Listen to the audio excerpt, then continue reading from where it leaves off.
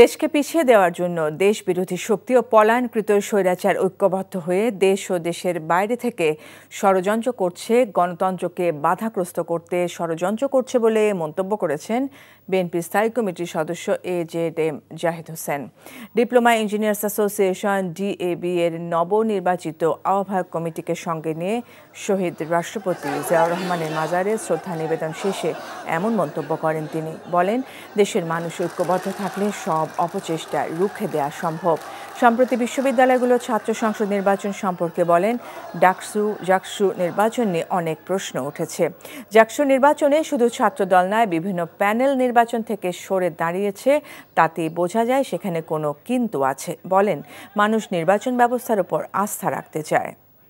বিভিন্ন ষড়যন্ত্র দেশ এবং বিদেশ থেকে হয়েছে।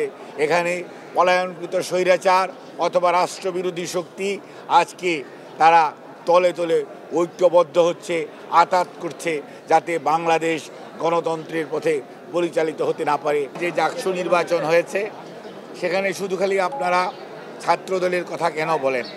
সেখানে বিভিন্ন প্যানেল, স্বতন্ত্র প্রার্থী, ইভেন শিক্ষকরা পর্যন্ত নির্বাচন থেকে অনেকেই সরে দাঁড়িয়েছেন। নিশ্চয়ই সেখানে কোনো না কোনো কারণ আছে।